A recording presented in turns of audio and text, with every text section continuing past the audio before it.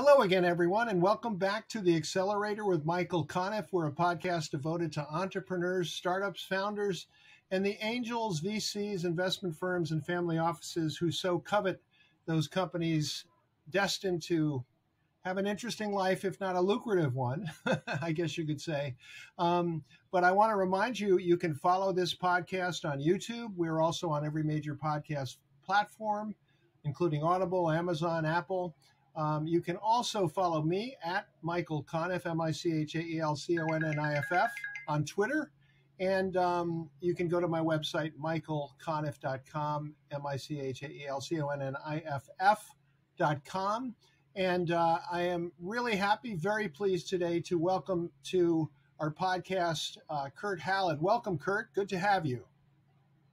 Michael, thanks for having me. Really appreciate it. Yeah, it's great to have you. Kurt is the co-founder and president of Legacy League. Legacy League is a company that has carved out an interesting niche in the NFT space in sports. NFTs and crypto are no longer the flavor of the month this month, but nonetheless, they are not going away. They will remain important. And I think that some of the things that Legacy League is doing are going to make that evident. But Kurt, first of all, tell us a little bit about how you got into this space. You were a Wall Street, probably a very successful Wall Street executive, probably, I'm guessing, a sports fan. How did those two come together into Legacy League in this company? Yeah, Mike. It definitely you hit two key things there. I spent my 30-year career working at a number of different global investment banks, the last 20 of which were running the global energy franchise for Royal Bank of Canada. But I always had a passion for sports and saw an interesting opportunity to kind of step away from the Wall Street gig and go figure out what I wanted to do next when I grew up. So saw a very interesting intersection happening between business and technology and sports, with the changes around the laws and regulations on the name, image, and likeness dynamics for college athletes. And I just thought it'd be a really easy way for an athlete to effectively use this new technology and non-fungible tokens to monetize their name, image, and likeness and earn some extra cash while they were still playing their sport. And getting straight A's and everything else they do, all that hard work, just making it really easy to make some extra cash while they're still in college. And it's interesting, NIL, that you just mentioned, did not exist until, 2 years ago now, when the courts ruled that in the famous Ed O'Bannon case, I believe, that athletes, in fact, did control the rights to their own image and likeness, even though they were scholarship, so-called student athletes in college. Is that right? Just recently. Yeah, no, as a matter of fact, the Supreme Court did rule on, I believe it was June 30th of 2021, almost exactly a year ago, that the name, image, and likeness restrictions that were imposed on college athletes by the NCAA were no longer viable. So they struck that down. The NCAA stepped away and basically said the athletes are now kind of free to go out and make some money, and left it up to state law and left it up to university regulations to provide the groundwork. So we have the name, image, and likeness on the one hand, NIL, NFT, non-fungible tokens on the other.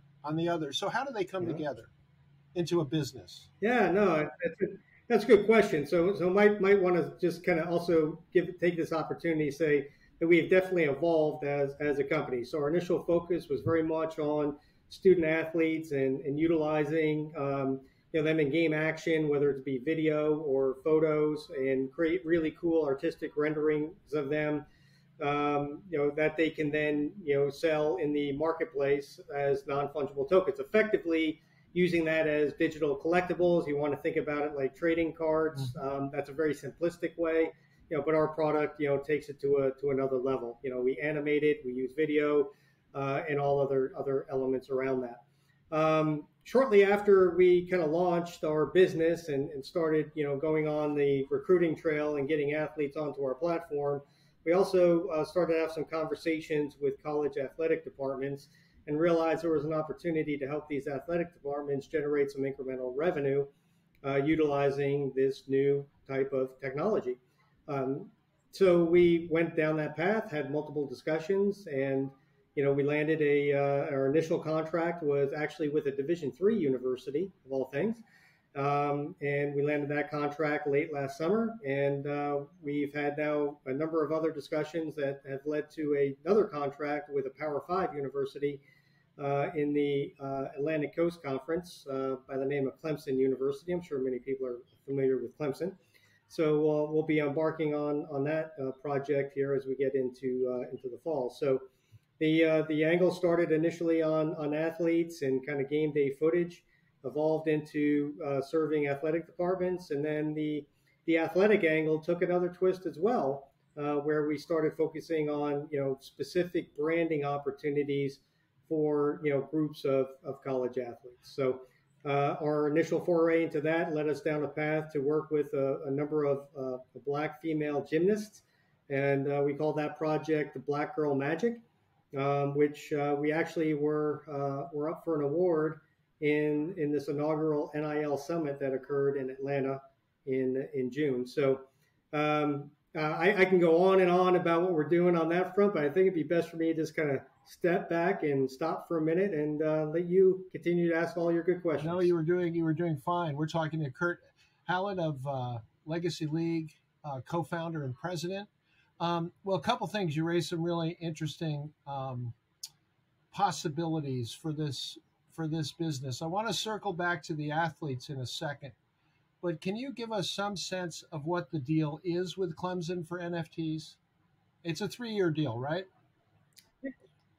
Yeah, it's a 3-year. We're going to be one of two companies that are going to be their official NFT providers.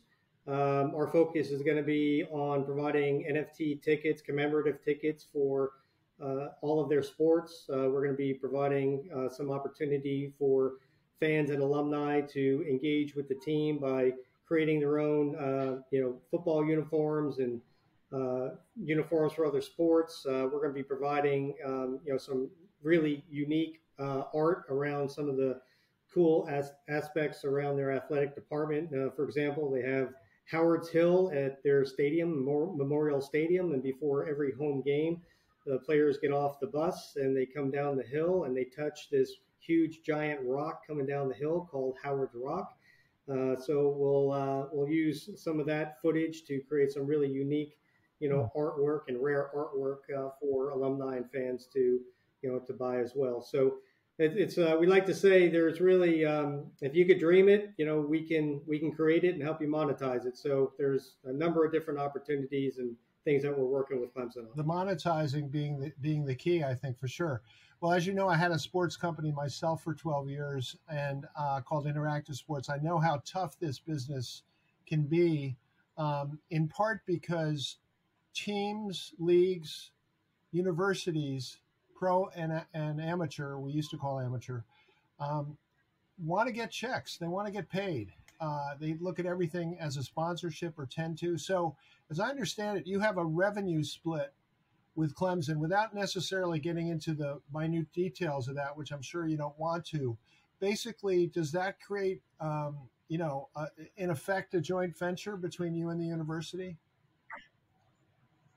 Yeah, it does for sure, Michael. And I'm kind of glad you bring that up because everything that we do from a university standpoint is we're approaching it from a partnership standpoint, right? We want to be joined at hip, with the university, and we want to do everything we can to help them generate that incremental revenue so they can kind of reduce the budget deficits and, as a matter of fact, kind of help, if you will, subsidize the Olympic sports and other non-revenue sports as they're, generally known as, right? So in that context, we will be Clemson will be utilizing their full force of their alumni network, their branding, their social media, game day venues, radio, TV spots. They are as much a focus on the revenue generation part as we are. And and we think that's really healthy. It kind of contrasts in a lot of ways to some other kind of deals that are out there that we've come across where universities, not nothing to their fault at all. It's just they're so accustomed to having licensees offer up these minimum revenue guarantees for multi-year deals. And we just didn't think that was the right model at the right time for not only what we were doing, but for this evolution around NFTs, right? It's a lot different when you're selling, T-shirts or sweatshirts or, whatever, where you have 50 years of history of what a minimum number of T-shirts you'd be selling at a certain price, right? That doesn't exist, in the NFT market. So we just thought that Clemson really had the same philosophy that we had a similar approach that we had, and it's turned out to be, the kind of perfect partner, for the evolving nature of the NFT market. Who was the customer at Clemson? What department? Where do you go to for something like that for NFTs? Yeah, you start out, obviously at the athletic department level, and most conversations really start with either their AD that's heading up their external relations, or they now are creating roles like chief innovation officer or something along those lines at these athletic departments, or chief revenue officer. Just they don't call them chief revenue, but they're ADs or senior associate ADs for revenue generation or innovation, external affairs, et cetera, right? That's where the conversation generally starts. And then these university athletic departments are truly team oriented. So they'll call in some other members of the organization, whether it's the licensing element, and in certain cases they'll bring in the head AD as well. Though these ADs, head ADs are typically bogged down in a lot of other things, and like any other CEO of any other business operation would be, right? So it's been a fascinating process, but there's been a lot of common themes, and the common theme is all these universities are looking for new ways to generate incremental revenue, and they're looking for new ways to engage their fan base, and they're looking for ways to maximize the number of attendees at every one of their sports events, not just the marquee events like basketball and football. So how many people at Clemson in the athletic department did you have to talk to before you found somebody who knew what an NFT was? That's a great question. You know what, for Clemson, it's a pretty interesting dynamic, and it wasn't many. The initial engagement, started off with along the lines of, hey, you guys have a concept that really matches with our philosophy and that we really haven't seen from many others yet. And then that initial, conversation, we were on a Zoom with them, with 5 other ADs, right? And the generational dynamic was, from millennial to Gen X, right? So, ran 20 to 30 years of age differential in that department. Clearly, the younger generation has a much greater handle on some elements that are going on with the crypto market or with NFTs, and just the digital arena, as it currently sits. But it really doesn't take long for the older generation to catch on. Now, let me be clear here, right? I'm in that Gen X range, right? So some people may be looking at me as like, what the heck were you thinking? 30 years of Wall Street stepping into this game. I'm just a curious cat. That's what it comes down to. And I thought this was a really cool business opportunity that had a pretty substantial market dynamic to it. So I think the ADs are kind of viewing it in the same way. I give you credit. When we first spoke, I was pretty skeptical because I had, spent a long time in this industry, and I said, why would anyone use you guys? You're just a couple of Wall Street guys coming in from out of the blue. And you have proven me wrong, which I'm very happy to admit. But I want to use it to focus on the team, because part of it was that you told me in that initial conversation, well, we've hired this guy from ESPN and he knows all these people. So who was that, and how did that play into this? Yeah, and let's talk about the team because I think it's really important, and I think one of the key members of the team is a longtime friend of mine, Stuart Bush. Stuart and I, worked together at RBC for a number of years before he kind of stepped out and started his own quant hedge fund. But he kept poking me in the ribs, over I don't know 5 6 years, saying, okay, when are you going to hang it up, and when are we going to get together and go do something fun and cool and exciting and make a lot of money together? And it took me a little while to kind of get to where he was, but nonetheless, I couldn't have done it without him. And really, Stuart's been instrumental in really creating a lot of the cool product and focusing on the technology development that we have as our backbone. Stuart was also very instrumental in leading us, to another gentleman by the name of Rob Temple. And Rob had spent about 20 years at ESPN, and he was a key media and sponsorship architect for a lot of key properties like the college football playoff, like March Madness, what they call the bowl season now, which is everything outside of the college football playoff, and many, many other key properties in the collegiate sports world. And it's kind of funny. Stuart and I and Rob got together at his place in South Carolina a few weeks ago, and we just kind of chuckled that it was an extended dating game with Rob to kind of get him on board, with what we were doing. But at the end of the day, it was really our philosophy that convinced Rob that we had a platform that was going to be here for the long run, right? And that philosophy was very much focused on maximizing the branding opportunities for the athletes, and then basically providing what Rob had called IP free as well as IP licensed opportunities for university athletic departments as well. So Rob's been very instrumental in just doing like any good ambassador would, and is making introductions, opening doors, and then vouching for our game plan and our business acumen. So that's been critical. Along the way, we also yeah. I'm sorry. I wanted to Yes, ask. get Michael. What is IP free? I've never heard that. What is that? Yeah, so it basically just means you create, for example, like I mentioned, we can go down a path and we can license the IP, so we can use the trademarks, logos, etc. Of schools or other professional sports properties. But we also have the ability through our software to effectively scrub out the logos and create a really cool artistic rendering of that athlete in action. So basically, we create art from a photo or from a video, which makes it fair use, and which enables us to then put our own copyright protection on that. Yes, the amazing thing. You take somebody else's work, you muck it up a bit, and now it's yours, and you own it. That's a whole. But again, I'm gonna emphasize.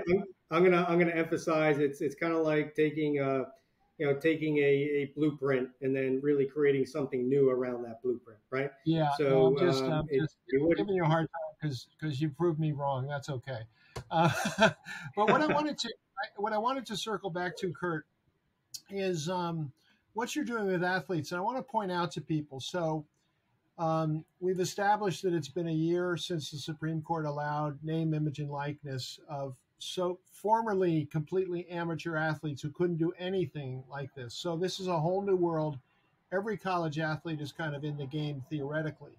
But what I like about what you've done is you've taken a sport that's really below the radar other than in Olympic years, and you've figured out a way to bring together these black female athletes in a way that brands them as a group, but also elevates them individually. And I think that is really, really clever. Tell us, how does that work? What is Black Girls Magic? Yeah, no, great. I appreciate you bringing that back up. So look, the Black Girl Magic concept was really born from the athletes themselves, which again is what the true form of NIL is really supposed to be about, right?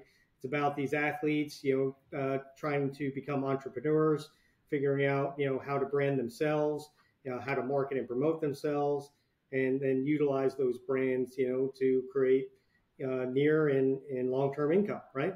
So kudos to the athletes for coming up with that concept. In particular, one athlete was Darian Goborn, who's a gymnast at national championship gymnast, by the way, at Auburn.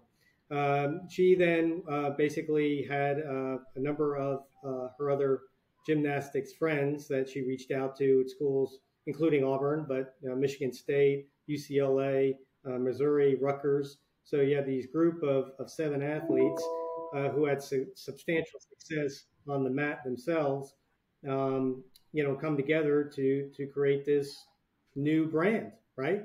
And we just helped elevate that brand to another level. And I'll put it to you in this context, right? So we first announced the launch of Black Girl Magic back in February of this year. And as I mentioned earlier in my remarks, we were nominated for the NFT award. We were one of 3 nominations for an NFT award at the NIL Summit in Atlanta in June. And in between then, what transpired for Darian in particular is Meta reached out to her to have her be one of the first 15 athletes, in which they were not just athletes, I would call them influencers, to be put on their Instagram platform to promote their own NFTs. And then the WWE came in and drafted Darian to be one of the 15 athletes for 2022, to potentially become the next WWE superstar. So it was from this Black Girl Magic that all these other opportunities, came her way. And it's just a small sample. Forgive me, WWE meaning wrestling? The World Wrestling Entertainment. That is correct. So they've got their eye on her as a wrestler? That as an entertainer, as a WWE entertainer, as they call it. As an entertainer, okay. Okay, one, that's one, wild. One of 15 athletes. So it's a pretty cool thing. So is she a possibility for a medal at the next Olympics? Is she at that part of her career? We hope so, right? She's really known as the queen of the floor for her floor routine.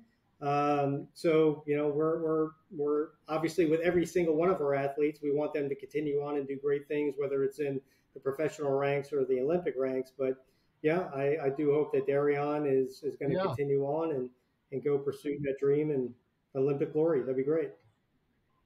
You picked. It sounds like you picked a good one there now. Yeah. So let me just continue on real quick on that, right? So this whole concept was also coinciding with the 50th anniversary of Title IX, right? So Title IX was basically creating gender equity in collegiate sports, right? And with the success of the Black Girl Magic, with the 50th anniversary of Title IX, we are going to ride that wave. And, we're coming out with a couple of other really cool, interesting ideas, one of which we're calling Breaking the Ice. And this is going to be focused on collegiate and Olympic women's hockey players. So keep an eye out for that. That sounds great. That was sort of anticipated my next question. Where do you go from here? But how competitive is the Clemson business? And for people, not everyone listening to this podcast is a football fan. Not everyone listening to this podcast is from America or knows anything about this.